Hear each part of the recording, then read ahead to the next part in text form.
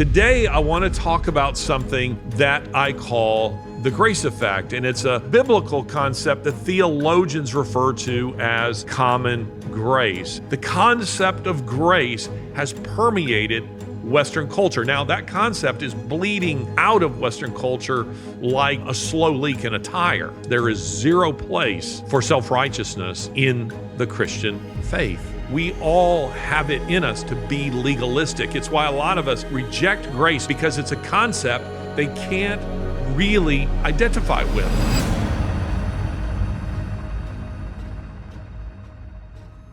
All the people living for today. In that song, Imagine, John Lennon suggests that if there were no religion, we'd live in harmony. And given all the people killed in the Crusades and in Islamic holy wars, he's got a point. But it's also true that millions of people were murdered by atheists. 60 to 100 million, depending how you define murder. Talking about Mao, Hitler, and Stalin. Larry Taunton says it's because they were atheists that they killed people. You don't know that. What do you mean? Well, I'll put it the way the Russian novelist Fyodor Dostoevsky put it, and that is, if there is no immortality, there can be no virtue, and all things are permissible. That is to say, if there is no God, then it's anything goes, and you can do whatever you can get away with. And that clearly was part of the driving force behind some of those communist regimes. I don't know. I am not convinced there's a God. I still try to do good things because I want to do good things. God doesn't play into it. I don't think the point here is that if you are an atheist, it always equals genocide. And I didn't say atheist. I'm an agnostic. Sure, I'm not sure. The atheists are sure there's no God. All right. But we do know this, that these were very definitely states that at a governmental level instituted atheism, and the result was required atheism, yes, eliminated religion. Very, very definitely.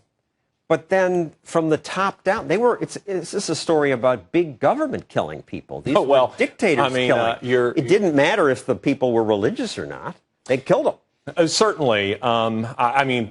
Listen, I think big government's part of the problem here. But if you ultimately believe that there's no one to judge in the next life, your actions in this one, I think it removes some of the incentive for good behavior, and perhaps you begin to see your fellow man as nothing more than an accident in space and time. Well, what about all the Christian crusaders who killed people?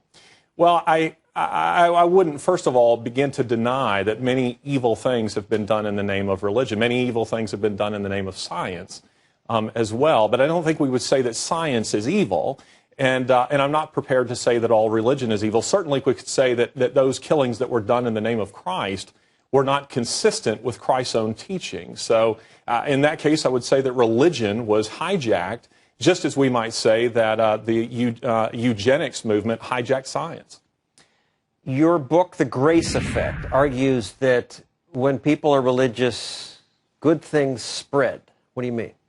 Well, I mean this, that when there is a significant presence of Christians within a culture, and I'm not speaking of all religions here. Just Christianity. I'm speaking specifically of Christianity, that there is a reciprocal effect, that there's more care for the poor, there's more care for the elderly, there's more care for the sick, for the orphaned, and I think the data bears this out. Give the numbers. It's a remarkable amount. Yeah, it really is, John. The average person who calls themselves a Christian, which we know is a very high number in this country, gives 3 times as much of their money and their time to charities. The average evangelical gives 10 times as much. When you begin to apply that to an entire culture, you begin to understand why in countries where there is an absence of a vibrant church, that there is also a lack of concern for the poor, for the ones that Jesus called the least of these. You even go on to say that in the Declaration of Independence, where it says, we hold these truths to be self-evident, that all men are created equal.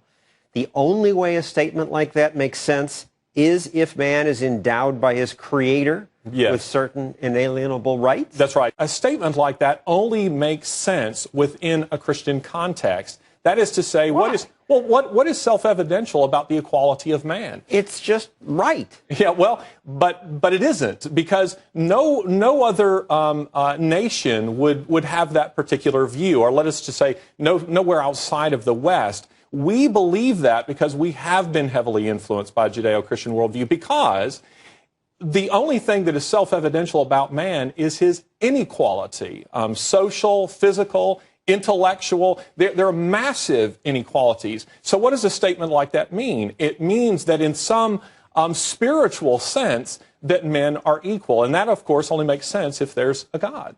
Thank you, Larry Taunton. Coming up. Welcome to another episode of Ideas Have Consequences with me, Larry Alex Taunton. And that was an interview that I did with John Stossel on Fox News in, I think, 2011, just when my book, The Grace Effect, had just come out and was getting a modest amount of attention. And he invited me on to discuss some of the ideas in that particular book. And that's what I want to discuss today, because there's a biblical concept that I think is often overlooked, and that I believe is very important and very practical and very easy for you to understand. I mean, once you kind of take it on board. Now, we have in recent months spent a lot of time talking about politics on this show, or political issues on this show, a lot more than I would really like to do. And that is because we've had a palace coup, with Joe Biden being discarded from the ticket and somebody who wasn't elected replacing him, and Kamala Harris. We have had assassination attempts on a former president of the United States. We have had all kinds of major events happening in the political realm, and that isn't changing as we approach the presidential election. So for that reason, we've spent more time there, as I say, than I would really like to spend.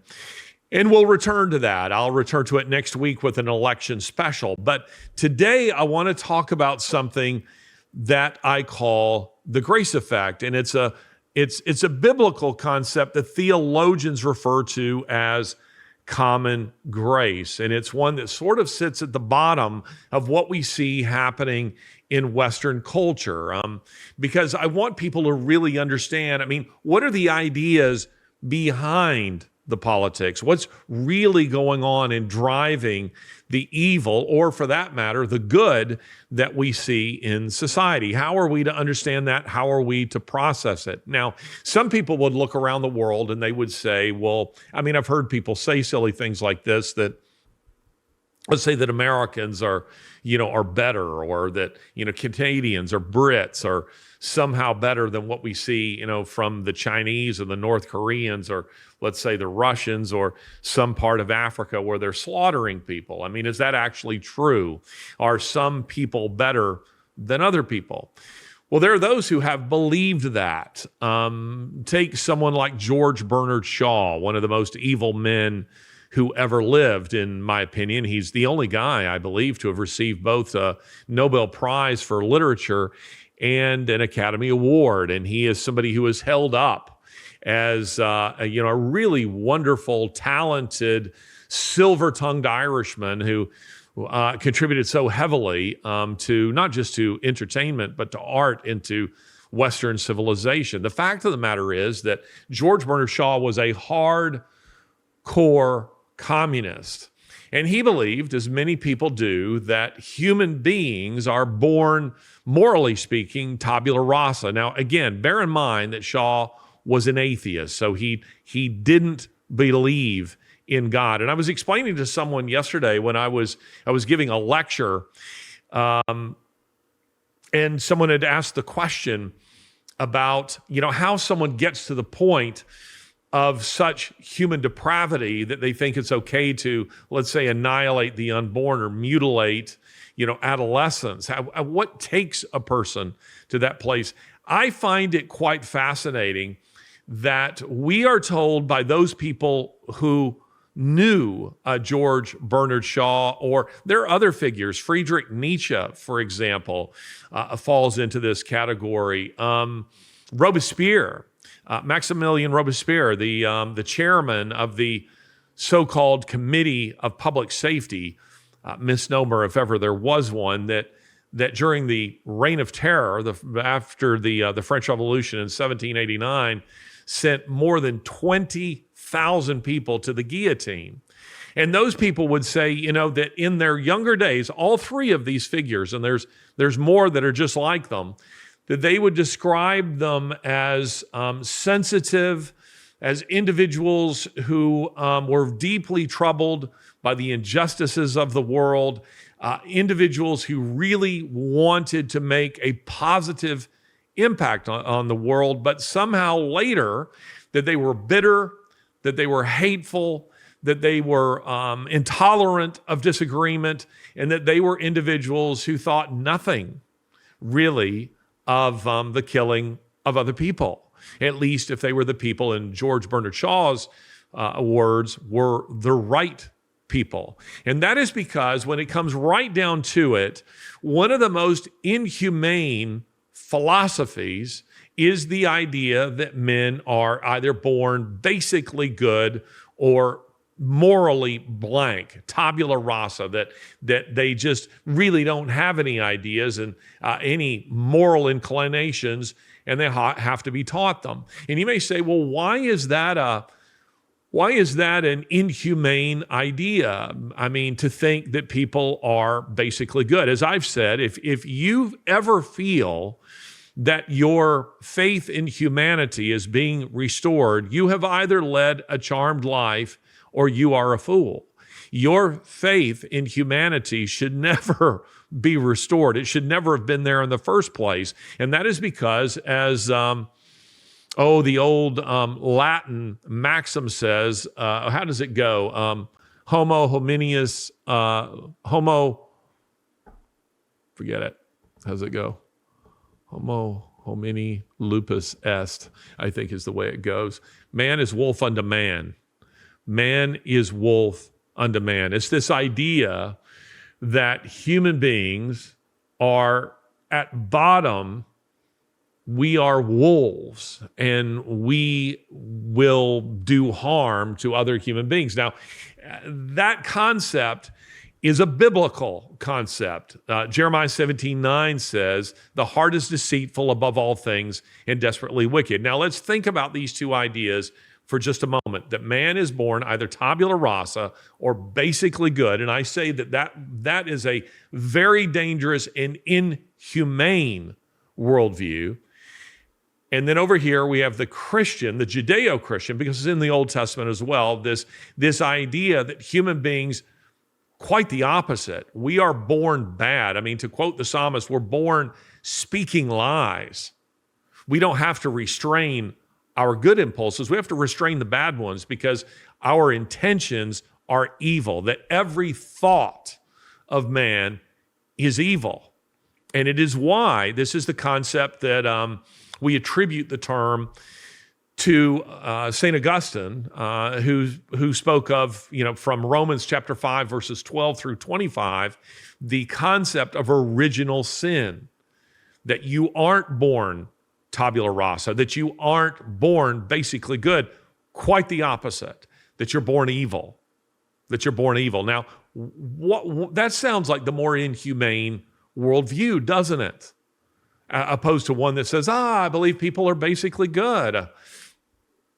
Quite the opposite. And that's because if you believe, as a George Bernard Shaw did, or from a practical point of view, it appears to be what, say, a Hitler or a Stalin believed, Robespierre was also an atheist, what he believed, Nietzsche, an atheist, what he believed, then you will come to the conclusion that those people who are bad, I mean, because there's no good or evil in an atheistic paradigm. There's only what happens, you see. Things you find desirable and things you find undesirable. But for there to be evil, the concept of an absolute moral right and wrong has to be anchored in eternity. And that can only happen if there's a God, right? So in the atheistic worldview, there's only what happens, things you like and things that you don't like. But there's no one to judge in the next life your actions in this one.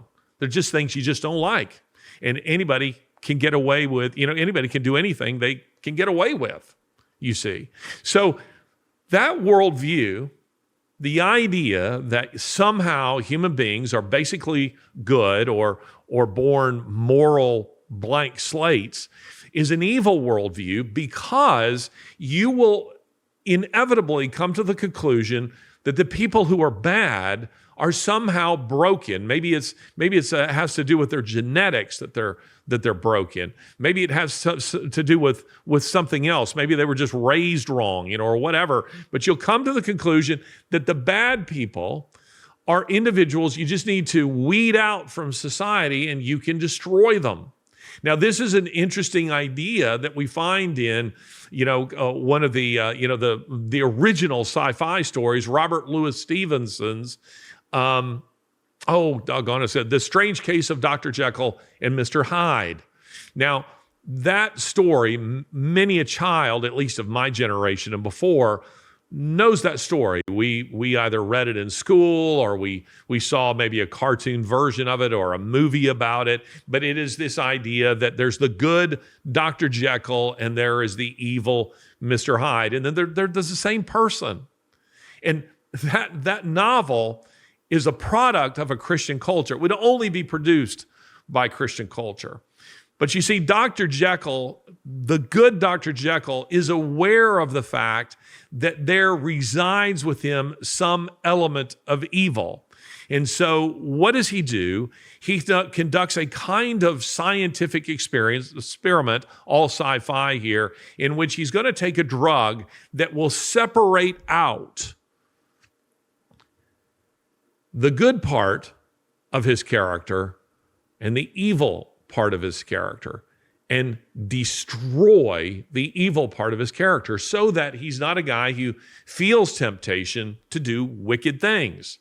I mean, wouldn't it be wonderful if we could all just take a drink of some kind of potion and it destroyed, like some kind of super antibiotic, the evil parts of our nature.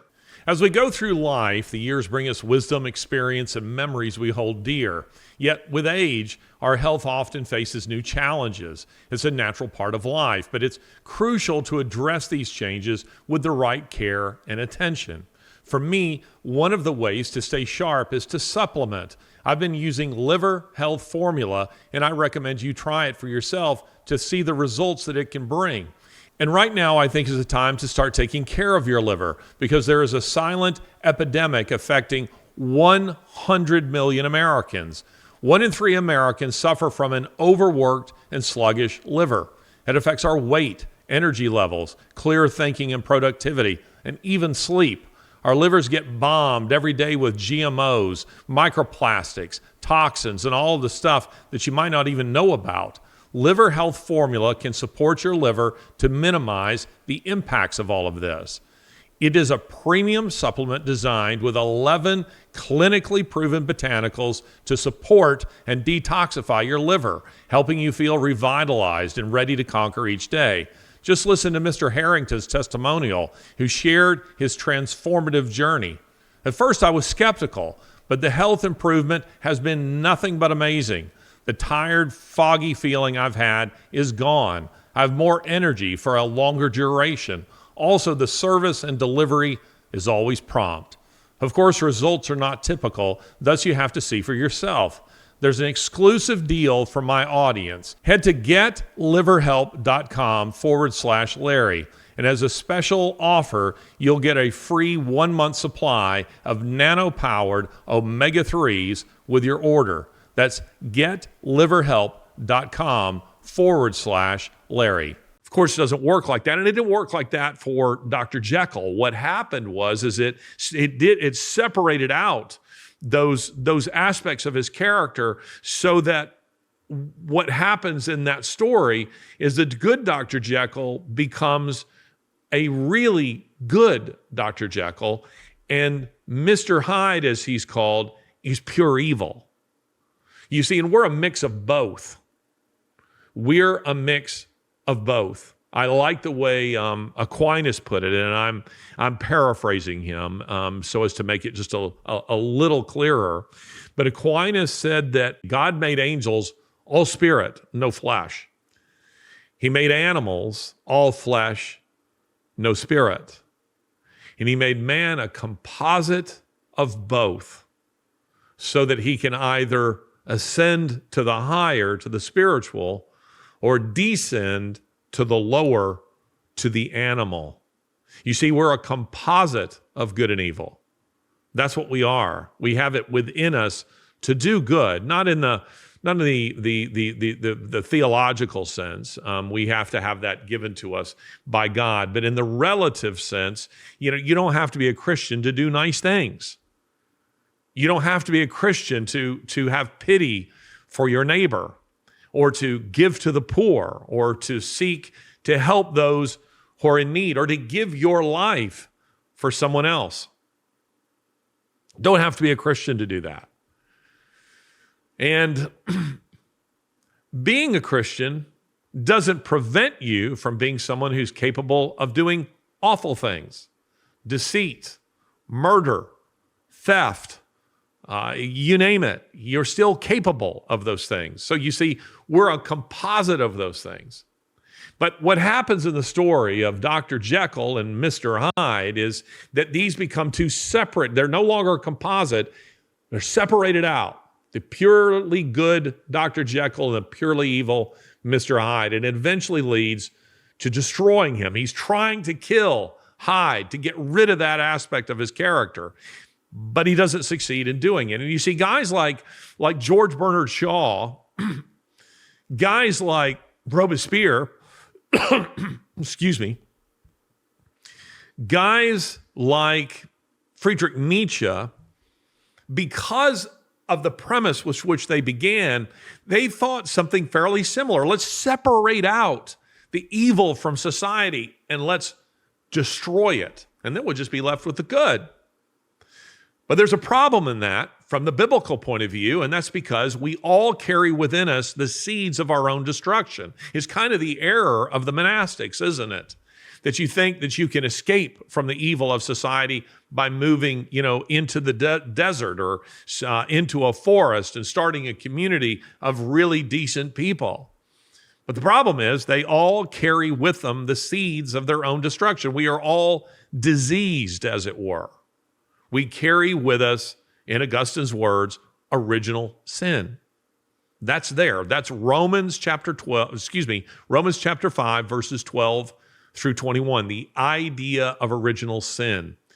So the Christian, the Judeo-Christian worldview that man is born speaking lies, that man is by nature evil, is actually a very compassionate worldview, because that's a worldview that recognizes that I have no hope apart from the person of Jesus Christ.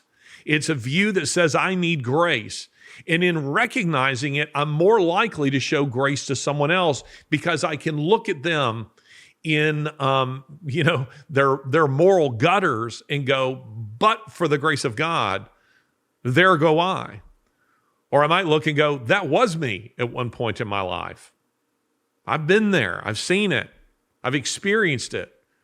You see, it's a much more compassionate worldview. So when you think of it in that kind of way, you begin to realize how a Christian worldview at a very basic level affects society. The concept of grace has permeated Western culture. Now, that concept is bleeding out of Western culture like a slow leak in a tire. With the influx of Muslims into the West, there's no grace in Islam. There's the law, there's God, unknown and unknowable. There's the standard. You have to live up to it. Prove your worth to get in. The Christian worldview says you will never prove your worth. The law exists to demonstrate to you your own sinfulness. I find it very interesting that in Jesus, when he would talk of the standards of God, there were those people like the rich young ruler, for instance, who came to Jesus because he was looking for a public attaboy. I've fulfilled the law, he said. And Jesus said, go. Well, great. Go give away all that you have. Follow me. There are those who would hold their lapels and look at the law, and by the law I mean the Ten Commandments, and say, I haven't done that, I've never done that, I've never done that, I'm good, I'm basically good. And then Jesus came along and he kind of redefined the way you look at the law. And that is to say, really? You haven't done that? I say to you that if you called your brother a fool, you've committed murder in your heart. You say that you haven't committed adultery. I say that if you've looked upon a woman and lusted, you've committed it in your heart. Suddenly, the lapel holders, if they're honest with themselves, start kicking the dust of the ground uncomfortably and going, oh, well, you see, none of us, self-righteousness, which is often thought to be a product of Christian belief. I mean, Christians are always portrayed as self-righteous, right? But it isn't a product of Christian belief. It's not to say that you can't be self-righteous and be a Christian, but it isn't because of your Christianity that you're self-righteous. There is zero place for self-righteousness in the Christian faith. None whatsoever. And that's because self-righteousness is a product of pride. And self-righteousness is a product of human nature. It's not a product of religious belief. It's a product of human nature. We all have it in us to be legalistic. It's why a lot of us reject grace. A lot of people reject grace because it's a concept they can't really identify with. I mean, what in Western culture is based on grace? Or let me rephrase that. What in your life experience is based solely on grace? Do you get a job based on grace? No, it's based on merit. If you've been following my channel for a while, you know that our content doesn't get nearly the amount of attention on YouTube that it used to get. And that's because we talk about a lot of stuff here that big tech companies don't really like us talking about, so they suppress us. We want to make sure that we have the ability to bring you the very best content without big tech censorship. The best way to see everything that I'm doing all in one place is to go to ideashaveconsequences.com. That's ideashaveconsequences.com. This is where you'll find all my podcast episodes as well as exclusive content and never before seen footage. It's also where you can join my community, the Posse, read my blogs and articles, access my courses, and join live events. That's ideashaveconsequences.com. Ideashaveconsequences.com. We want to build the Posse, so please join it. Back to the podcast. Do you get into a university based on grace? Based on merit? Unless corruption is involved. Do you maintain relationships based on grace? You hope that you do, but often it's based on merit. And if you ever go through any real difficulties in your life, you discover just how little grace there really is. That there are people, they're real people who love you and care about you. Very few of them remain when times get hard. You see, it was always a transactional relationship. You thought it was based on grace, but it was transactional.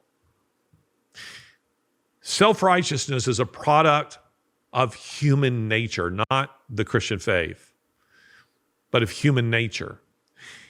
Some of the most self-righteous, which is to say legalistic people that I've ever met, are individuals who are adherents of a secular ideology. Who are some of the most self-righteous people? The mask Nazis. The vax Nazis, the recycling Nazis. These are people who will shout you down if you put plastic in the paper bin or vice versa. They are full of their own self-righteousness. And why is it that we like law? Why are we like this? Because it's a way of judging ourselves better than other people. We find some rule, some standard in the culture that we like, and we say to ourselves, I'm good because. And it doesn't even have to be an actual law. It can just be something where you think, I care about the planet more than other people. Therefore, I'm a better person. I give more to the poor. Therefore, I'm a better person than you. I work out 5 days a week and look at my muscles. I understand the human body and the importance of maintaining it more than you, and therefore I'm better than you. We love to judge ourselves better than other people. Now, let's back up from this just a bit.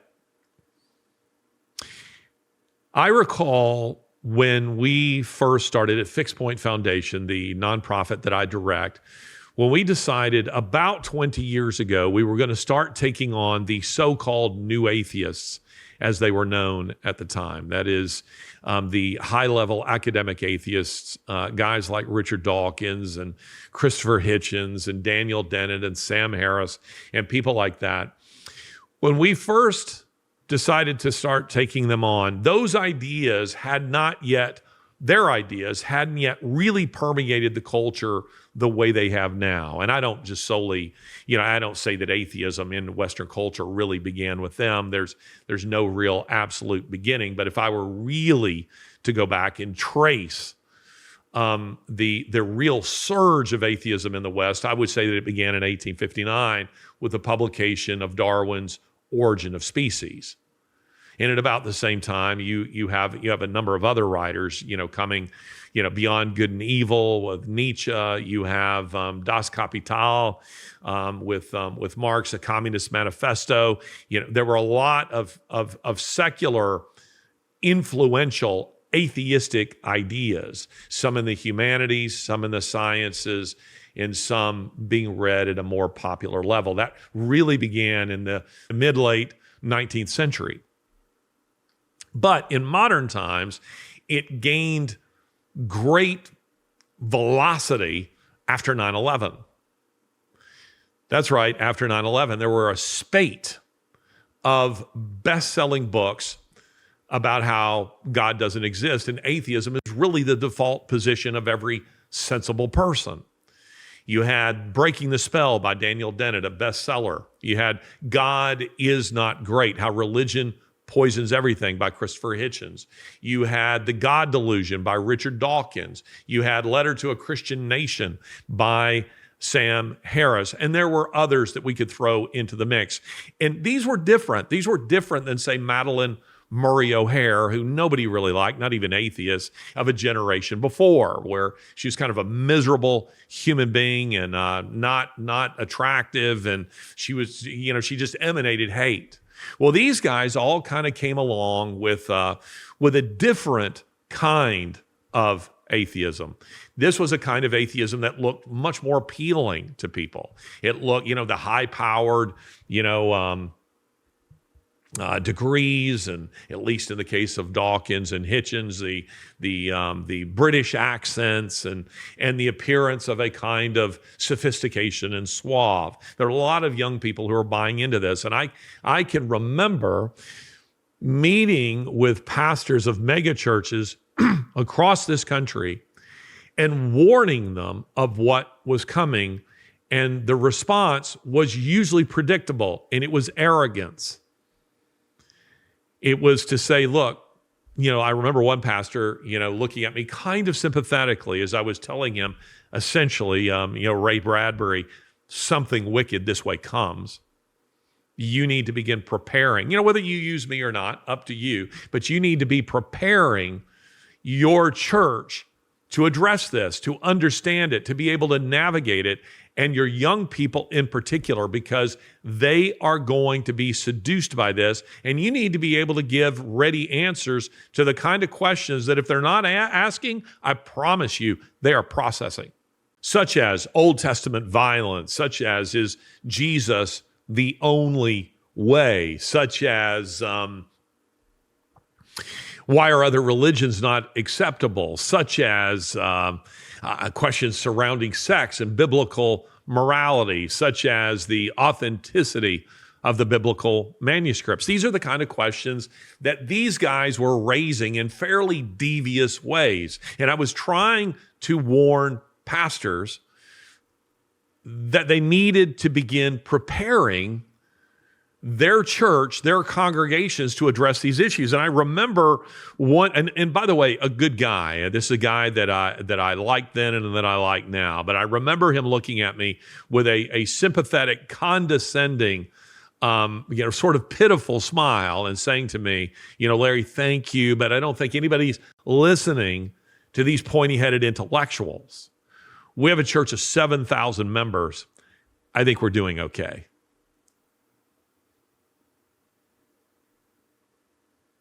If you say so. I followed that up with this question. Okay. Last question. How many of your members, of those 7,000 members, are through conversion versus, say, megachurch musical chairs? You build a nice new youth facility and youth from church A migrate over to church B, or they build a Dunkin' Donuts in their lobby and people move from church B to church C. It's musical chairs, people just going from one church to the other. How many, Pastor, of your 7,000 members came about as a result of conversion?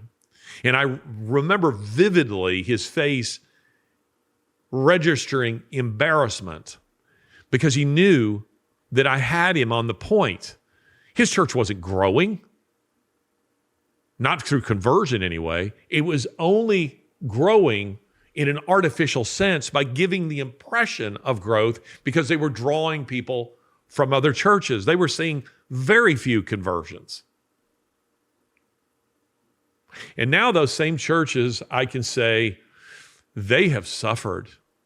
And that is because they were not ready for what was coming. And it's going to get a lot worse. Because you see, when we were addressing these issues, they were then at the pointy-headed, to use his phrase, academic level.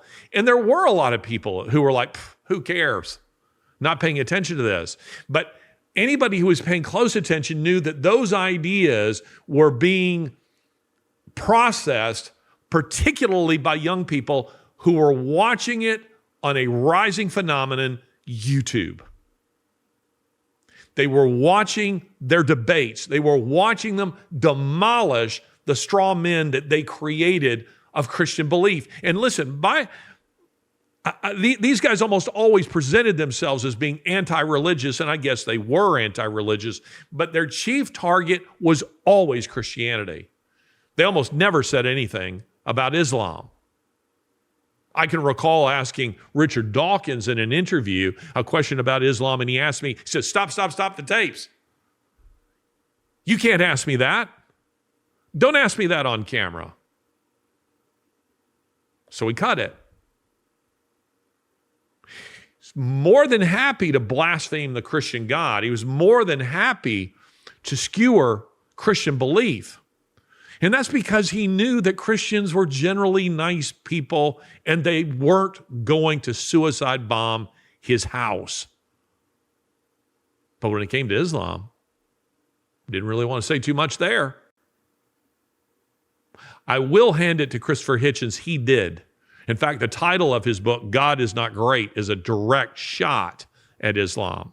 So Hitchens had the courage to actually address it. But all of them, their primary target was Christianity. And that is because Christian belief is what they wanted to take down. It remains what the global left wants to destroy in the West. They recognize, in a way that many Christians often do not, that Christian belief is the substructure of Western society as we know it.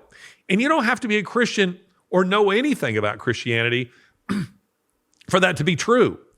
It is the basis of Western law. It led to the rise of science. It led to the rise of capitalism, of a massive economic boom. It led to the fact that the West jumped ahead of the rest of the world militarily, culturally, technologically, economically, hugely, and led to a kind of Western dominance. Globalists have been willing to partner with Islam, which is not a religion of peace. They have made a Faustian bargain with Islam, flooding the West with Muslims, with the sole purpose of destroying Christianity, which they recognize as their chief enemy. Now, sometime I will discuss on this show how I think that's not going to work out for them. I think it's interesting that they think they can let tens of millions of Muslims into the West and that they somehow are still going to maintain control. Not going to happen. I watch these videos of hundreds of thousands of Muslims laying out their prayer carpets, let's say in Paris or in Berlin or in London, or when they are protesting. And I mean flooding the streets. Looks like, the crowds look massive. And you think sooner or later, some Saudi, some Iranian who is funding some of these people is going to say, this time we're going to schedule a Ramadan celebration. We're going to get everybody out into the street. But then what you're going to do is you're going to storm Parliament, 10 Downing Street. You're going to seize the organs of power. That's coming. That's coming. I mean, some kind of palace guard going to prevent 100,000, 200,000, 300,000 Muslims from overtaking Parliament? From seizing 10 Downing Street? From seizing military installations? I don't think so. That's the Faustian bargain the global left, the atheistic global left, has made with Islam in an attempt to destroy Christianity. And they're going to regret it. And part of what I want to get at today is to explain the way that a Christian worldview has held up the West in a way that most people, Christians even, don't realize. Now, there are two main arguments in Scripture for God's existence. There's we can, Aquinas spoke of 4 or 5, but in the broadest sense, beneath our umbrellas, there are 2. There's the external and there's the internal. So the external argument is what we call the design argument. The design argument, that is the argument that you can see or not see the work of an intelligent designer in creation. So we look at, for instance, DNA, 2.5 billion, I think, letters, as we call them, long. And if any part of that sequence is out of order, the whole thing doesn't work. 2.5 billion. And it has to be perfectly arranged for it to work. So there are Christians, for instance, who would say that is evidence of an intelligent design, that there's an intelligence that created this world, this order. A child can look at the moon and the stars, who can look at the power of the sea when standing on the shore, who can pick up a flower and note its intricacy and its design and extrapolate from that there has to be a God. The atheists, of course, respond to that by saying design is only apparent, not real. That all of this was a product of random chance and necessity. Now, that's a very hard argument to make. Now, one of the things that I find interesting is that atheists assume that theirs is the default rational position.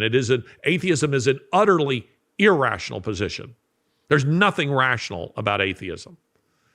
The only worldview that makes any sense of what we see and experience is a Christian worldview. And it's hard to explain all of that in a podcast, but we're going to try to explain a big part of it here today. But you might have seen the recent discussion between Jordan Peterson and Richard Dawkins. Now, watch this clip where Dawkins is asking him if he believes in the virgin birth. Watch this.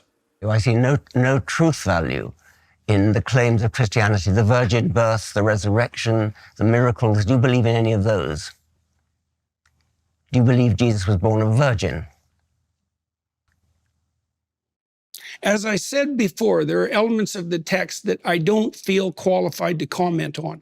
My experience has been that the more, I know from a metaphorical perspective and from a mythic perspective what the story of the virgin birth means, and I accept that. I know, for example, that any culture that doesn't hold the image of the woman and infant sacred dies.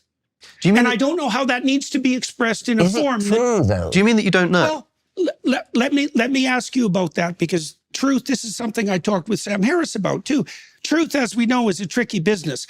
Do you think there are differences in the truth claims between different writers of fiction? Like, is Dostoevsky more profound than... No, well, I wouldn't call fiction truth claims anyway. I mean, these are...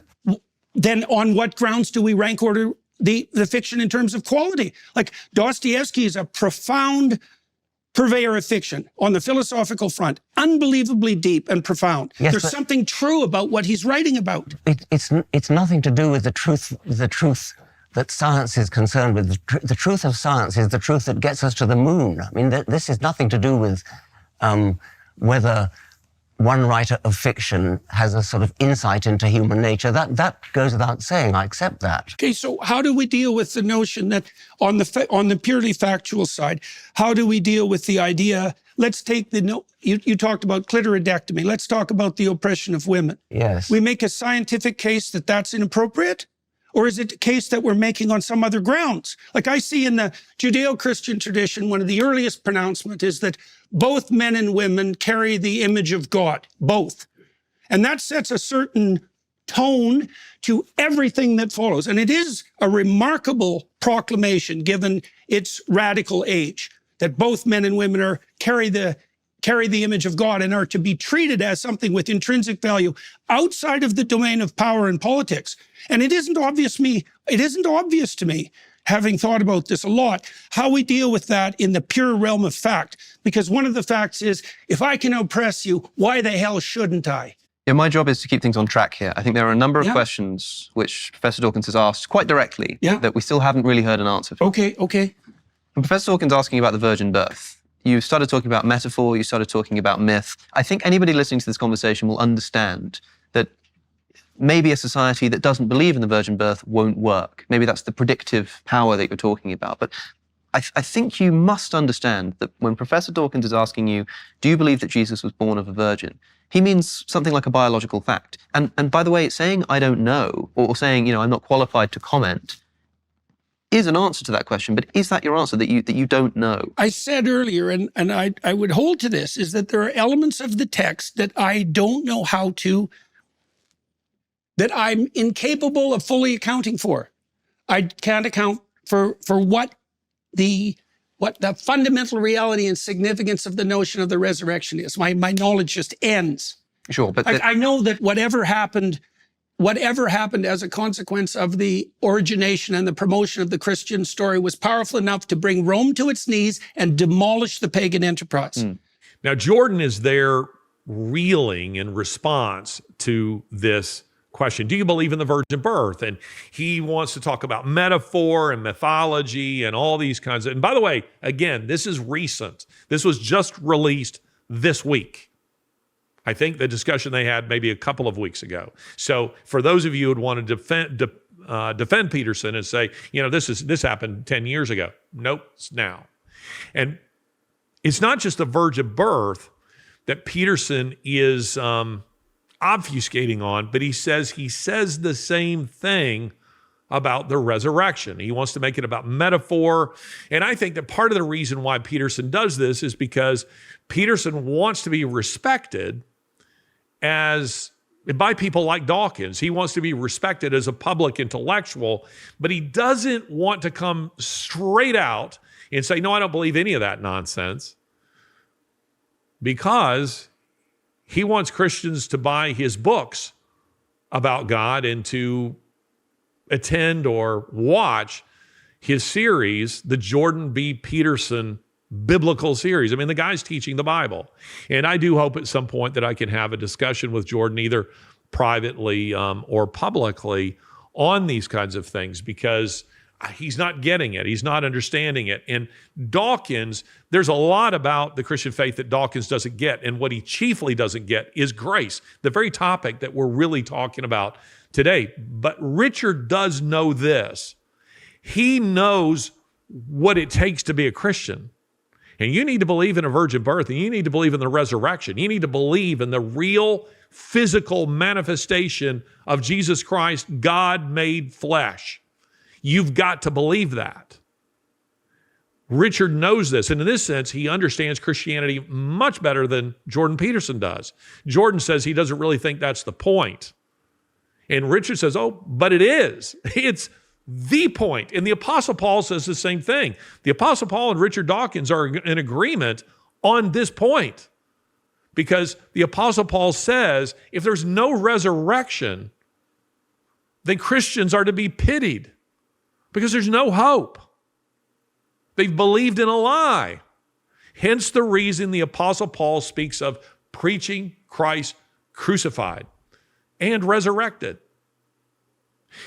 Now, Richard is going after Peterson on that. I told Jordan, and actually Dawkins before this, I told Jordan, don't do this, because Dawkins is going to demolish you.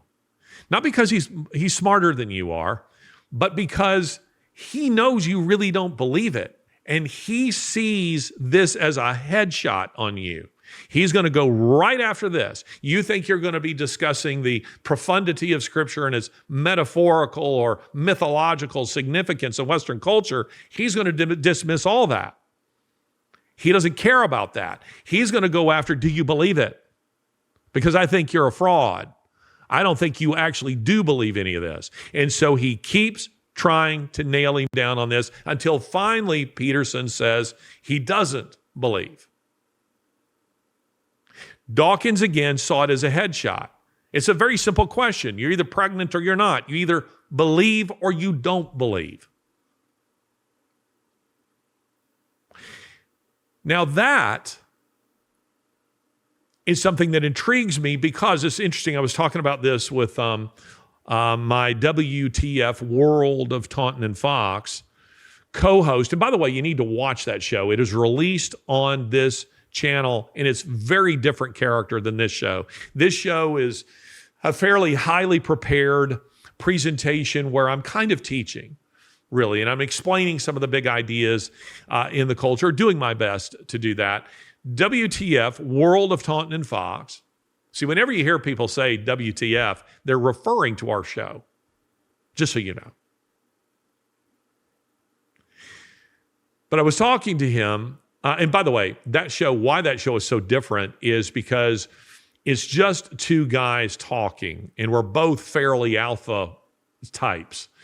And it leads to some very interesting discussion, because Lawrence is a very smart guy, and he brings with him a British perspective. I have the American perspective, and somewhere there's a Venn diagram in there where we overlap and we enjoy each other, and there's a lot of humor, but it's not a highly, prepped show. It's just conversation. We're just talking, and hopefully talking about things that you would find interesting. That show is typically released on Friday mornings at 8 a.m., whereas this show is released on Tuesday mornings at 8 a.m. So I hope you'll go over there and take a look at WTF. But Lawrence said this, after he called me after this video began appearing on social media of Dawkins with Peterson. And he's like, this is painful to watch. And he said, if I had been asked that question, I would have said to Dawkins, yes, I believe in the virgin birth. Yes, I believe in the resurrection. It's the only thing that makes sense. And you believe that there was absolutely nothing, just a vacuum, no pre-existing material whatsoever, no laws of physics, of thermodynamics. And then suddenly, poof, there was something. And 2.5 billion DNA letters somehow magically not only appeared from no pre-existing material. But they aligned themselves perfectly. As one Nobel Prize winning scientist put it, the likelihood of a self-creating universe is about as likely as a 747 blowing through a junkyard and leaving a fully assembled 747 in its wake. Point is, zero. And by the way, even that analogy doesn't quite work because it assumes, in the junkyard analogy, that there is pre-existing material. Dawkins believes that everything you see was created ex nihilo, out of nothing. So that's the design argument, or the lack of the design argument. Again, what I call the external, that you look out at the universe and you try to explain it on the basis of what you can see. And you come to either an atheistic position or a religious one, and in this case, a Christian one. I should clarify at this point, I'm not a defender of religion. I'm with Richard Dawkins and other atheists insofar as I am an atheist concerning all religions save one, the Christian faith. I don't believe in the other gods. They're all fake. I believe in only one. I believe in the God of the Bible. I believe in the Lord. I believe in Jesus Christ. I don't believe in the other gods. They're all like Marvel comic characters. They're nonsense. So I'm with them on that. So just to be clear, I'm not here to defend religion. I'm happy to attack religion. My faith isn't based on religion. My faith pivots on, the whole of history pivots on, not an ideology, though an ideology may flow from it. Not a theology, though theology flows from it. I believe in a person, with a capital P. My faith pivots on a person, is in a person, and that person is Jesus Christ. And I believe there's loads of evidence, both for his existence and for the reality of the God that he is. So again, that's the external argument. Well, let's just say you're Stevie Wonder, Ray Charles. You can't see anything. You can't look at the intricacy of a flower and begin to move to metaphysical questions that there might be a God. You've never seen a sunset. You've never seen the stars in the sky, as David himself contemplates them in Psalm 8. Again, you move to the metaphysical questions when you see these things, when you experience them, particularly when you're alone and in silence. These days, that's almost never. Most of us, we're never alone with our thoughts because there's some kind of electronic something that distracts us. And so we're never really alone with our thoughts. But in that passage, David, the shepherd boy, this is before he was king, is laying on a hillside and he looks at the beauty of the stars. And just imagine how beautiful they would have been in the Middle East on a clear night, pre-industrial revolution. There's no smog, no atmospheric interference. And he says, when I consider the moon and the stars, which you've ordained, the work of thy hands, I wonder why you should be mindful of me. Who am I? Meaning he's feeling small and insignificant when he considers the vastness and beauty of the universe. And yet he says, and yet you do care for me, the creator of this. There is a creator for all this, and he created me and he cares for me. So again, that's the design argument. Let's just say you're Stevie Wonder and you're laying out there on a hillside and you don't see anything. Well, God hasn't stacked the deck against you because there's a second evidence for God's existence. And by the way, these two evidences together, it's why the psalmist says twice, only the fool says in his heart, there is no God. And it's because rather than being not just morally tabula rasa, you're not born morally tabula rasa. Romans 2:15 says that God has written his law upon your heart. But you're also born with theistic belief. You're not born as a Christian, you're not born as a Hindu, you're not born as a Muslim, but as Dr. Olivera Petrovich, research psychologist at Oxford University, has demonstrated, children are born theists, not atheists, as Dawkins has alleged, without evidence. She has demonstrated that children are born theists.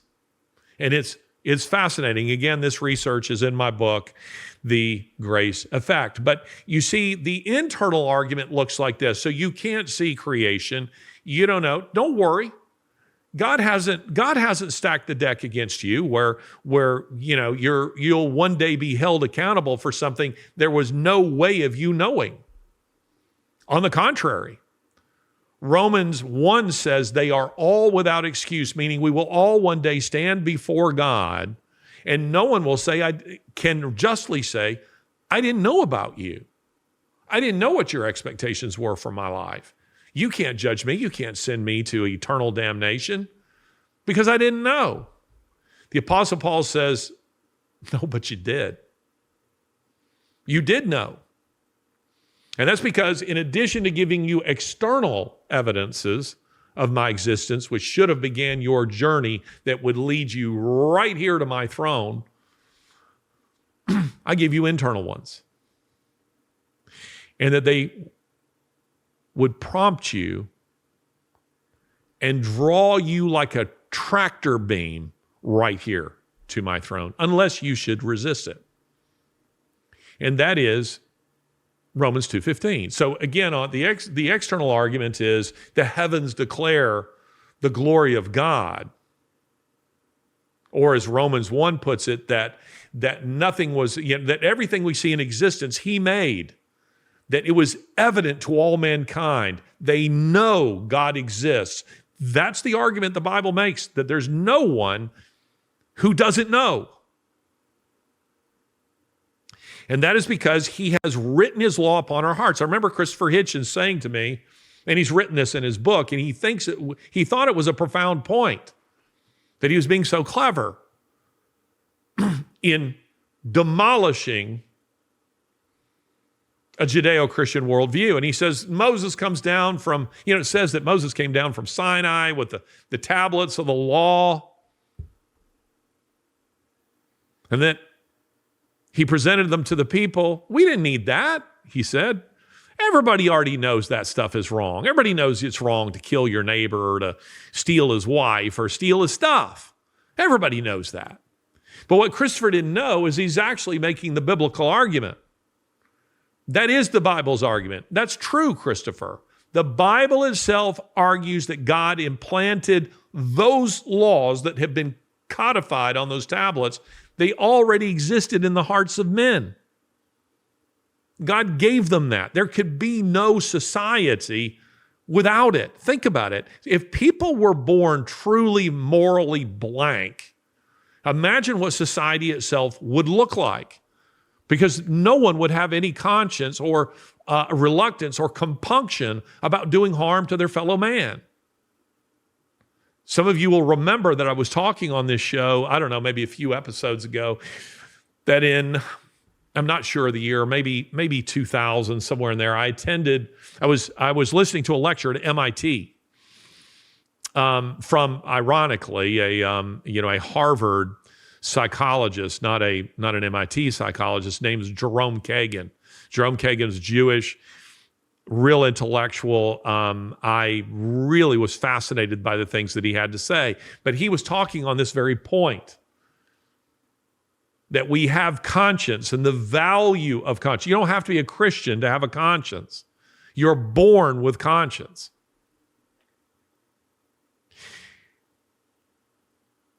And the conscience is the soul's voice. It cries out when it's contravened. It's that GPS, that moral GPS inside us that warns us, don't do this, don't do this, don't do this. We've all known that. And then when you do, it says recalculating, recalculating, recalculating. It isn't that you had to be informed as a child not to lie, not to beat your brother with a baseball bat. You knew that. And Kagan goes on to say this. He was talking about a pill that was being developed by pharmaceutical companies. It may already exist by now. I mean, again, this was 2 decades ago, more, to take away guilt. Now, why would anyone want to create a pill like that? He says they want to create a pill like that for the purpose of egging people on to committing immoral acts. Now, that would be a pill that the people who are trying to destroy Western society would love, because one of the few restraints left that we see in culture is still, at least with some people, some modest restraint that is the result of conscience. But conscience, the Bible argues, can be killed. Paul says, as with a hot iron. You know, where it's like a scar, it's like scar tissue where you feel nothing. I have a metal plate that holds my jaw together. My jaw was split, teeth knocked out when I had a massive accident, about a decade ago. And a part of my jaw, I can feel nothing. You could probably take a pair of pliers to my lip and I wouldn't feel it. And I often joke with my wife that she needs to kiss me over here because I'll feel it over here. I won't feel it over here.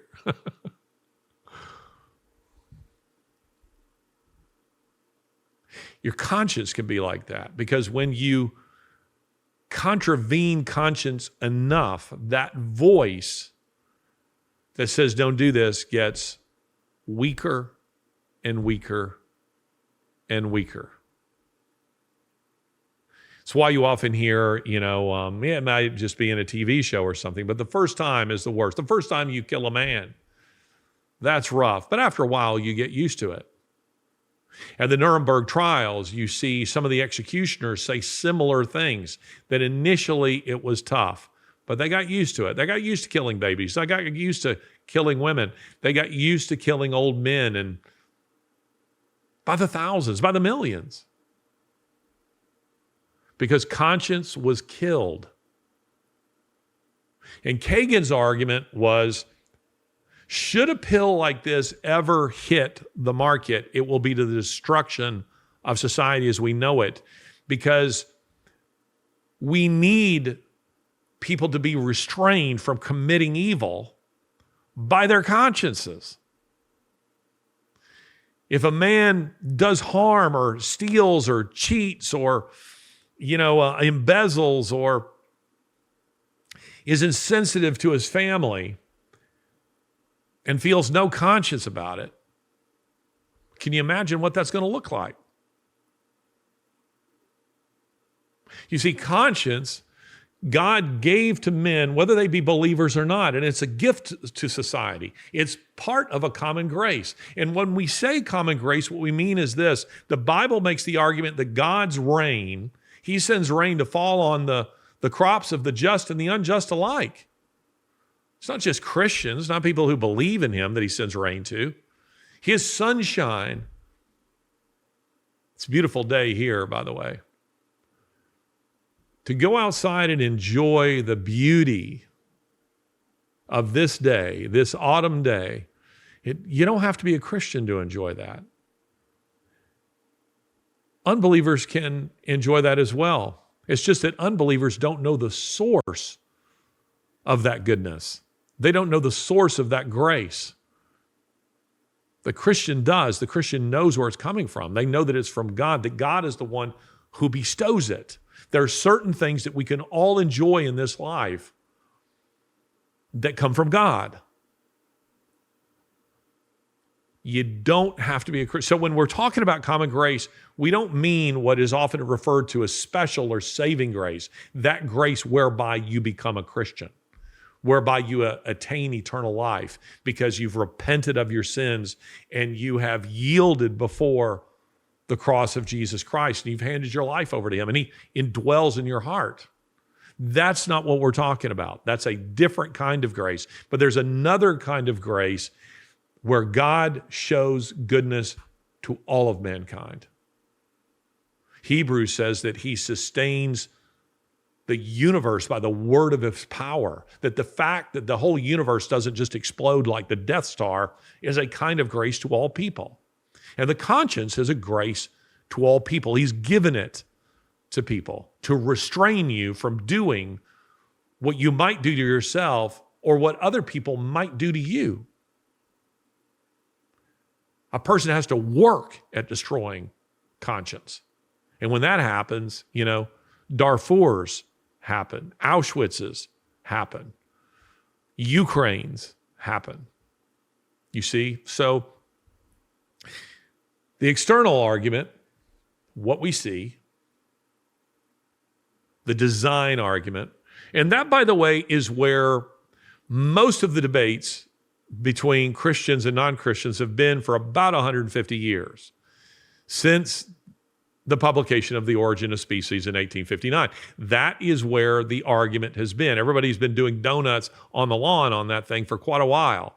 But I realized when I was a graduate student and I was studying, I don't have it here, and last night I looked for it, and I thought I had 2 copies of it, but I couldn't find it in my library. I'm not sure where I've placed it, but it's not a very big book. But it's a book that, every now and then there are books that are published. Origin of Species is one of them. But there are books that are published that change the culture in some way, or at least have a major impact on thinking. Be it right or wrong, this does happen occasionally. And this book, published in 1904, by Max Weber, a German sociologist, an agnostic, by the way. And the book is called The Protestant Ethic and the Spirit of Capitalism. It's a very important book. And I did not read that book until I was in graduate school.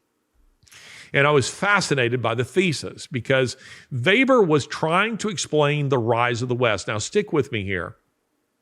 There's an academic component here, but there's a very practical component which I will explain. But it goes like this. Weber was looking at the rise of the West and the United States in particular, and he was saying, how do you explain it? I mean, how do you explain the rise of all these Protestant countries to become superpowers and the decline of the Catholic ones? How is it that you have the low country, banking houses? You have Britain, which at the time of publication, the sun never set on the British Empire, controlled an island that would fit within my home state of Alabama, a small country geographically. How is it that they controlled roughly 25% of the Earth's surface? And he looks at the United States and he's going, this country it's still wild. They just had their last Indian War in 1892. And yet they somehow just dispatched Spain in a quick war. Old world superpower Spain. Lopped off their colonies, defeated them rapidly. And we're preparing to send the Great White Fleet around the world as an expression of American power to say, there's a new sheriff in town. Weber could look in 1904 and see that America was rapidly rising and was going to be a massive power. And then, of course, his own home country of Germany, which in 1904 we hadn't had World War I or World War II yet, but it defeated Catholic France quite easily in the Franco-Prussian War and was becoming an economic superpower. He says, how do we explain this? And he arrived at the conclusion that the explanation, again, it's where we get the term the Protestant ethic from his book, The Protestant Ethic and the Spirit of Capitalism. He said that the reason for the rise of the West was due to capitalism. And he says the reason for the rise of capitalism was Christianity, specifically Protestant Calvinist theology, which saw the accumulation of wealth as perhaps a sign of God's blessing, in contrast to Catholicism. I'm not trashing Catholicism here. I'm just simply saying this is Weber's argument. Whether you like it or believe it or not isn't the point. Weber believed that Catholicism didn't teach that all professions were equally noble. There were some that were more noble than others, particularly to be in the priesthood. But see, the Protestant view was, no, the priesthood of all believers. It was the view that the stable boy's job, if done well and honorably, was every bit as significant or important as that of a king or some kind of business magnate. That all work that was honest work was honorable and a glory to God, and that the accumulation of wealth, which is expressed in such things as Benjamin Franklin's, his almanac, a penny saved is a penny earned. And some of you will say, Franklin wasn't a Christian. Weber knew that, and he said, but he had inhaled deeply of a Protestant ethic. And it influenced the way that he thought, the way he saw the world. Now, why I was fascinated with Weber's thesis all those years ago was because I felt like what Weber was seeing, there was something missing in his thesis. And it was because Weber was an agnostic in that he didn't really understand Christianity. He didn't understand the engine of Christianity. He saw mostly works where I saw grace. And this, by the way, is what I was just trying to say earlier about Dawkins. Dawkins doesn't understand grace. Hitchens didn't either. Hitchens would carry on about how it's impossible to live up to the standards, the Christian standards, to live up to the law. Peterson says the same thing because he doesn't get grace. That actually is the point of the law.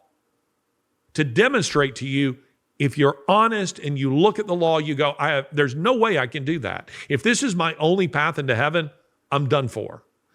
There has to be a plan B. And the plan B, of course, is Jesus, who says, I fulfilled the law. And my righteousness is imputed to you if you believe in me. You see, it's our salvation, just as sin entered the world through one man, says Romans 5, so salvation came through one man, Jesus Christ. This is what is meant by that. And I felt like, as I thought on Weber, I thought Weber sees all of this in economic terms, and he sees Christianity as the driving force of it all. He sees Christianity as what led to capitalism, and that's true. It is what led to capitalism, but I thought he's missing something else. And the thing that he's missing is grace.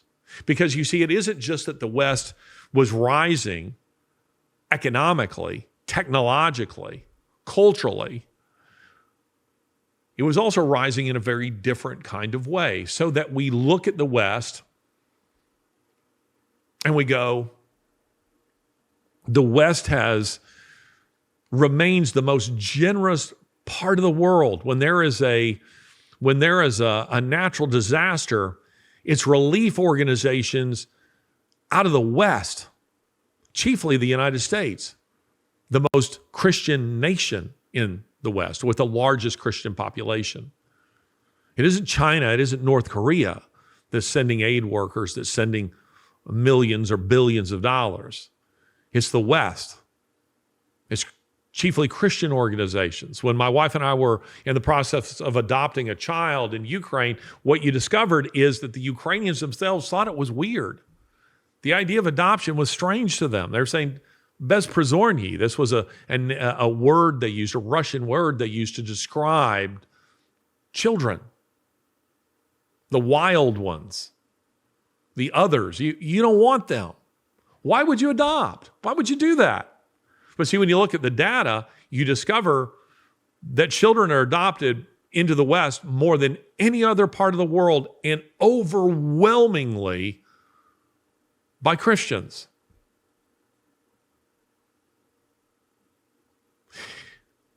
I thought, what Weber is missing here is the engine of the Christian faith, which is grace.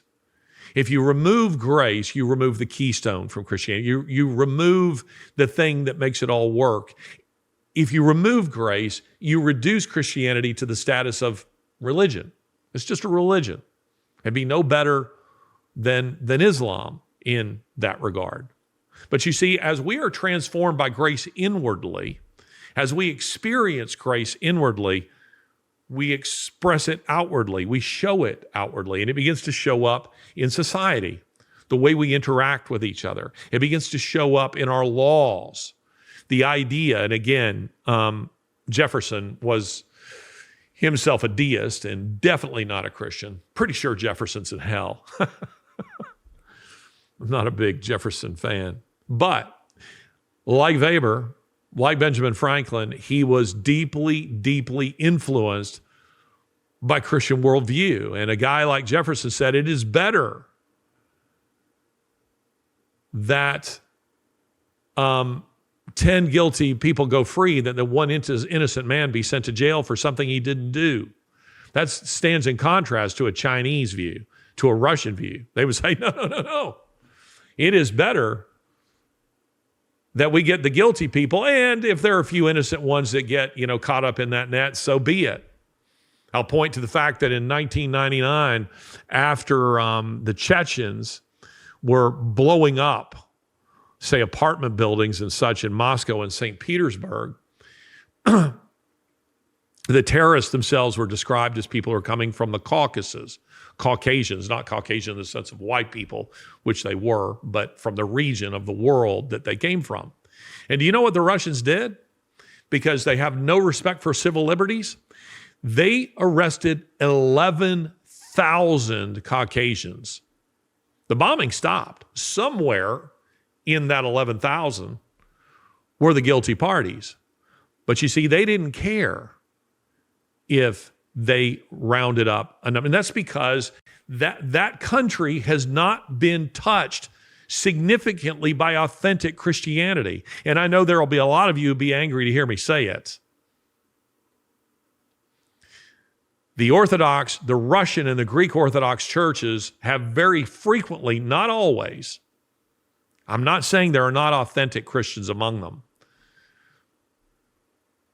but I recall what Sergei Witte said, one of the Russian ministers prior to the Russian Revolution. He says, we're becoming beasts, we're becoming less Christian. And he pointed to the Russian Orthodox Church, and he says it's a dead institution that has wed itself to the states. It has no relationship to the Bible whatsoever.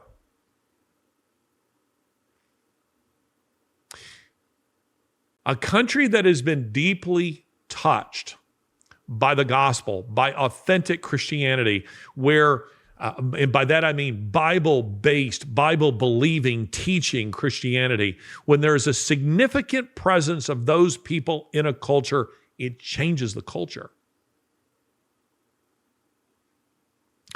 But when you remove them from the culture, you move towards barbarism. And you see, that's what's happening in the West right now. I want to read you a quotation from my book, but I'm not quoting me. I'm quoting T.S. Eliot. Listen to what T.S. Eliot had to say here. It is in Christianity that our arts have developed. It is in Christianity that the laws of Europe until recently have been rooted. It is against a background of Christianity that all of our thought has significance. An individual European may not believe that the Christian faith is true, and yet what he says and what he makes and what he does will all spring out of his heritage of Christian culture and depend upon that culture for its meaning. I do not believe that the culture of Europe could survive the complete disappearance of the Christian faith. And I am convinced of that, not merely because I am a Christian myself, but as a student of social biology. If Christianity goes, the whole culture goes. This is what I call the grace effect. The effect that Christianity has, like leaven in a loaf of bread, to change a culture. And not merely because everyone becomes a Christian. It's not because of that. And there's been no Christian society since the fall of man. What we have had are nations, our cultures that are influenced by a lesser, greater extent by the Christian faith. But there's always some element of evil. And that's because we can't, like Dr. Jekyll, destroy that element of our nature. It's there. And there will continue to be evil and corruption until the Lord comes back. But the Christian faith does serve to restrain our darker impulses. I often say, I was not made good when I became a Christian, but I became a little less evil. I agree with Evelyn Waugh when someone said what a horrible human being he was. He said, imagine how much worse I would be if I weren't a Christian. And I was talking about the atheists before, and I want to return to them. I sat and I listened. I read their books, and I sat and I listened to their arguments again and again and again. Privately, be it in their homes or mine, or maybe over dinner or cocktails or coffee somewhere in Europe or here in the United States or Britain, or because I moderated a number of those high-level academic debates.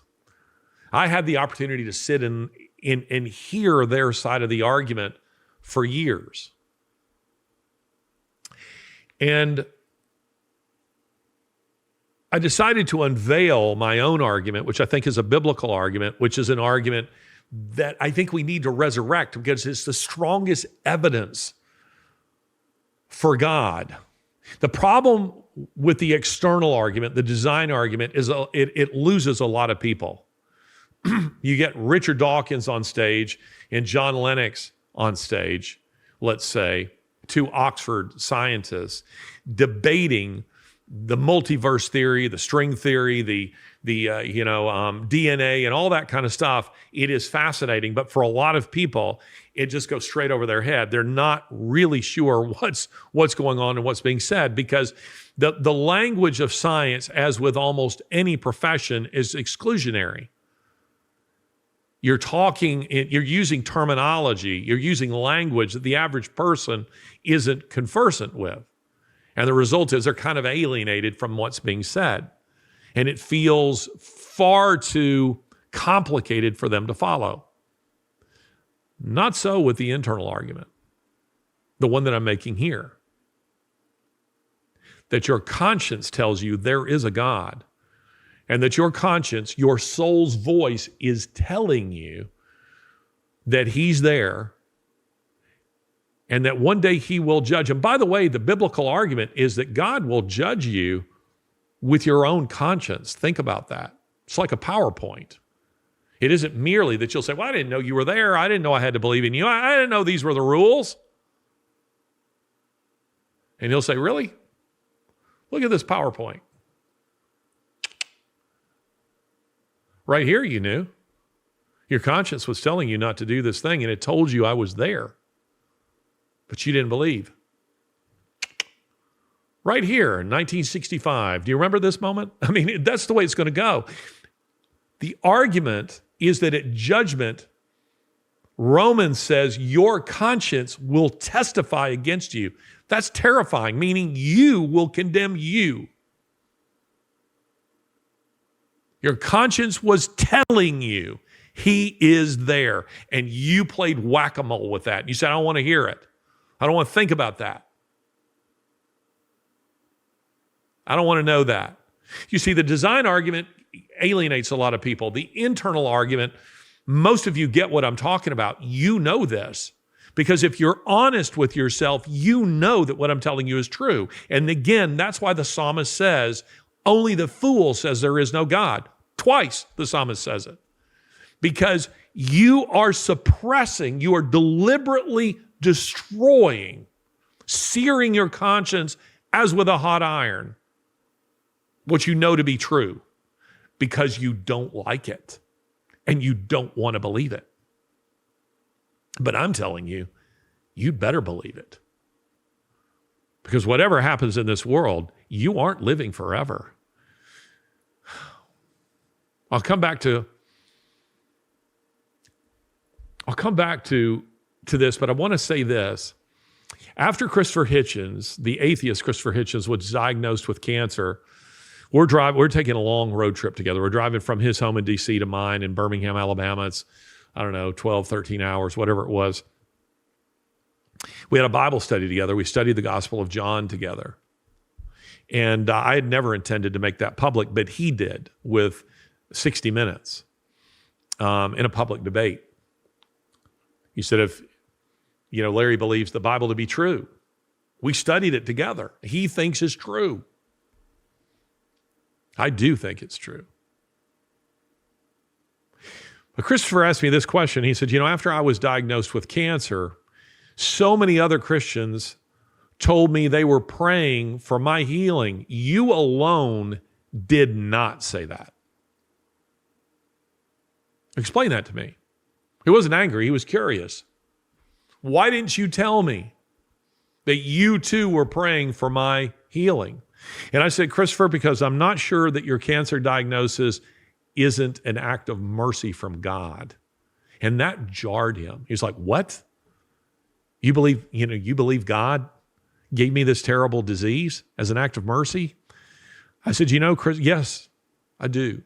I said, Christopher, God could have grabbed you by the shirt collar and yanked you into eternity in a millisecond.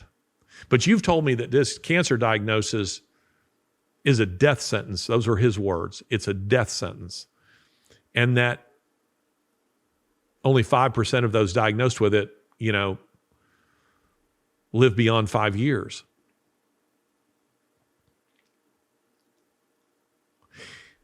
But he didn't grab you by the shirt collar and pull you into eternity. Instead, he's announced, I'm coming for you.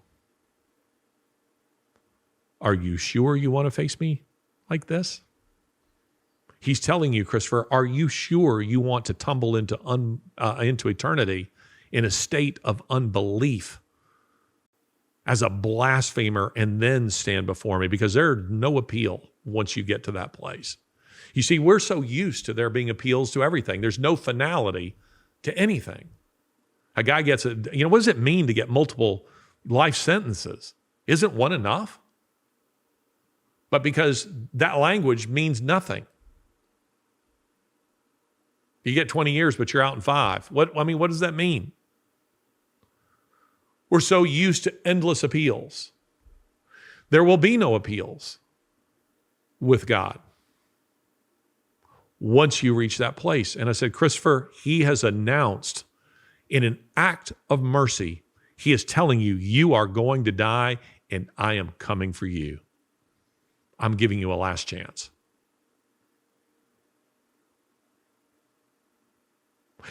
You see, ladies and gentlemen,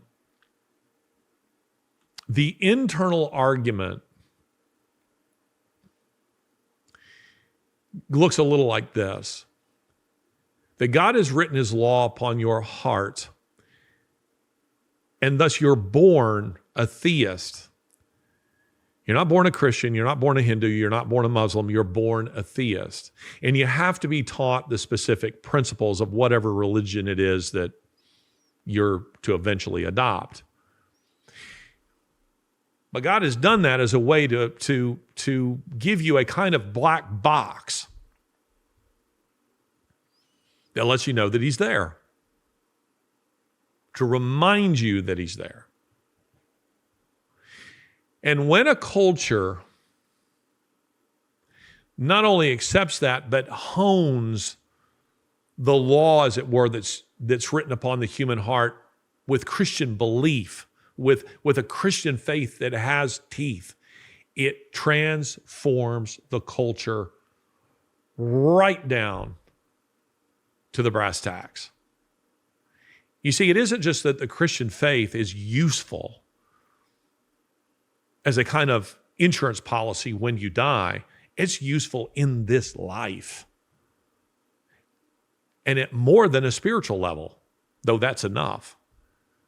It transforms the way you live. I live in the American South, which is rightly called the Bible Belt.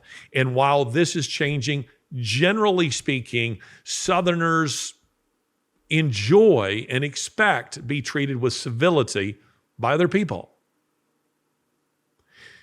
They expect that their things won't be stolen. They expect that their neighbors aren't going to break into their house. I remember a friend visiting with me, driving through some of our neighborhoods. He says, I can't get over it. And I said, what? He said, your houses, they're all of glass. He says, I can look in and I see people sitting and dining at dinner, this giant window, and there's no bars on it. He says, how do you explain that? I said, I don't know whether those people are Christians or not, but this is a culture that has been hugely influenced by the Christian faith. And please understand me, ladies and gentlemen, I am not saying to you that evil does not exist. What I am saying is this: if human nature is the same the world over, and it is, how do we account for some cultures being the Congo or North Korea? And some cultures being the United States, where we're moving increasingly towards depravity, but where nonetheless there's a significant presence of God's people and a restraint on evil even now within the culture. How do you explain that? Well, you explain it because of the ideas that cultures adopt. And you see, human nature being evil, Jesus himself says to the disciples, you're evil. He called them that. Some ideas, some religions exacerbate the darker impulses of human nature. They're like gasoline on a fire. Islam is one of them. And because it's a religion of men made for men. You want to rape? You can do it for the glory of God. Just not Muslim women. You want violence? We give you a lot of that. You can pillage and destroy. You can even lie if it's for Muhammad. For Allah. It's a religion that is gasoline on the fire of human nature. Then there's Christianity, which says, you know what? You're evil, but this is to restrain your evil, to restrain your wickedness. This is a religion that seeks to use your conscience, to work through your conscience as you come to know through God's word what he wants from you, who you are, what your purpose is, what your mission is in this life. That begins to hone your conscience and restrain you from the evil that you might do, or in the event that you do them, that you recognize them and that you repent of them, and that you seek forgiveness and reconciliation, and yes, even restoration with those that you've harmed. That's the Christian faith. Do you see how something like that transforms a society? It's a Christian culture that came to, both North and South, that came to the conclusion, slavery is wrong. We shouldn't do that. The abolitionists were Christians. They argued from a Christian perspective. The civil rights movement was invigorated by Christian worldview. Every meaningful reform movement, as I said in a debate on Al Jazeera in 2015, every meaningful reform movement in the West was driven by Christianity. And the interviewer said, how about gay rights? And I said, well, that's not Christian. It's not an authentic reform movement. And he went like, oh, egads, I can't believe he said that.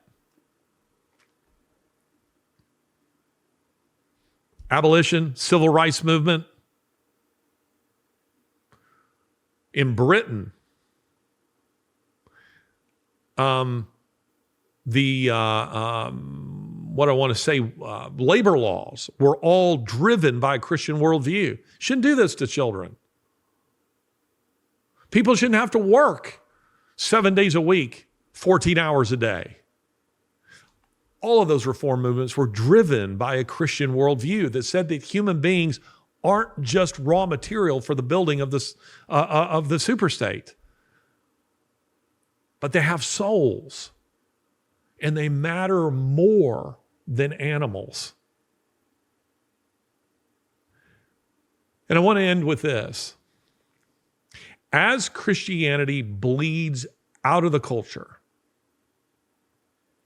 we find ourselves embracing the annihilation of the unborn, every kind of sordid sexual agenda, the mutilation of children. Political corruption has become so common. You go to the third world, by the way, and Americans, again, are not as a rule used to this. If I go to the DMV and they say, we'll only give you the person behind the counter says, yeah, I'll give you your tags, but you're going to have to give me an extra $20 for me. That's the way it works in the third world. You have to factor into your budget bribes, because you have to bribe everybody for anything, to get your water turned on, your power turned on, to get somebody to come out and do a little work for you. All your government officials, police, you got to bribe everybody. That is the way that it works. It's funny, I was at a cigar shop, and I was a lounge, and I was smoking a cigar with a guy from Kenya. And we were talking, he was talking about Kenya, and this guy was asking a question about how does something like this get done in Kenya? And this guy laughed, and he said, money. You got to pay people to make that happen. Meaning you had to pay government officials. You had to pay the police. You do something wrong, you pay the police, you get off. In Ukraine, when we were adopting, my translator said to me, you can shoot this guy here in the head and pay the judge $35,000, and there'll be another word said about it. You'll be fine.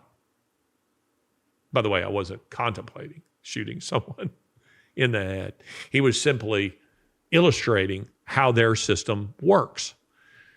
If that happened here in the United States, I would say, whoa, we don't work like that. But see, increasingly we are moving in that direction. And that is because Christianity is bleeding out of the culture. So if you want to really understand what is happening in the culture today, I suggest to you that it is in part the slow bleed. And leftists, by the way, are bloodletters. They are bloodletters. The bloodletters of centuries ago thought that they were doing something that was healthy, that they were healing the body, when what they were doing was exactly the opposite. They were making the body more vulnerable to disease. Well, we have cultural bloodletters. And they reside on the left, on the cultural and political left. And they make, by attacking Christianity and seeking to drive it out of the public space, by infiltrating it with guys like, say, a Russell Moore, or what Tim Keller eventually became, or with a David French, for instance. Or, I'm starting to see, David Platts. They make the body politic vulnerable to every kind of malicious cultural disease, so that we find ourselves facing satanic ideas. You see? A faith in Jesus Christ is chiefly meaningful for the person who believes in Jesus Christ, because it gives them hope. It gives them eternal life. It's a promise that you will see your loved ones again. It's a promise that no matter what happens here on this earth, that in the end, you're on the winning side, that every tear will be wiped away, that death shall be no more, suffering shall cease. That's a promise. That's a wonderful promise to cling to. But it also has an effect for the people around you. And that is because as you are transformed inwardly by grace, you begin to exhibit it outwardly. And the more it transforms you, it's not just an event, it's a process. It's what we call sanctification. The more it transforms you, the more you exhibit it to other people. And I end with this wonderful image. It's one of the, to me, one of the greatest, the Posse, we're going to be doing our book. One of them that I will have you read is called The Purchase of a Soul. It's a chapter from Victor Hugo's Les Miserables. And there's a wonderful scene in that, I think captured most beautifully in the 1970s miniseries version of Les Mis, where Jean Valjean, who is himself a man on the run, a man who served 19 years in prison because he'd stolen a loaf of bread, and who manages to escape from prison. And he's pursued by Javert, the relentless policeman who's seeking to track him down all over France. This is set in the 19th century. And by the way, the novel is a beautiful picture of law versus grace. And Valjean, bitter and desperate, a priest takes him in.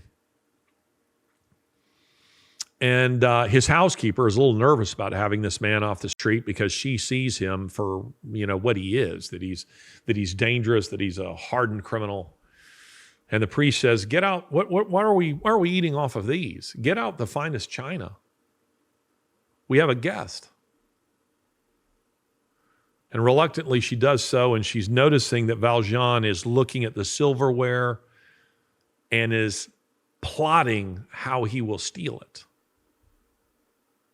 And during the night, he attacks the priest and he steals all the silverware and he flees. The police catch him and bring him back. And they say, not because the priest had reported him, because he hadn't, but they bring him back and they said, "We recognize that this was yours, and this man here has stolen it, and we're bringing him back." And the priest says, "Gentlemen, you've made a mistake. I've given that to him." And he says, "Valjean, I'm so glad that you've returned. You forgot these candlesticks. Take these also." And in the film version, where Valjean is played by Richard Jordan, it's so powerful, he falls to his knees when the police leave. And he falls to his knees and he's holding the priest's robes and he's sobbing. And he's saying, "Thank you, thank you, thank you." And the priest says to him, "With these candlesticks, I purchase your soul and I give it back to God." And Valjean is changed in that moment. And why is he changed? Because he's experienced the power of grace. That's what Christianity does, you see. Authentic Christianity. And as the story goes on, Valjean is a very different human being going forward, and he begins to become a man who is changing the lives of all sorts of people who have experienced the brutality of this life, its unkindness, its cruelties, and he employs them.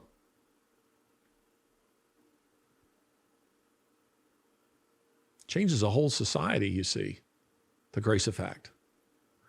But in a culture without grace, there's only brutality.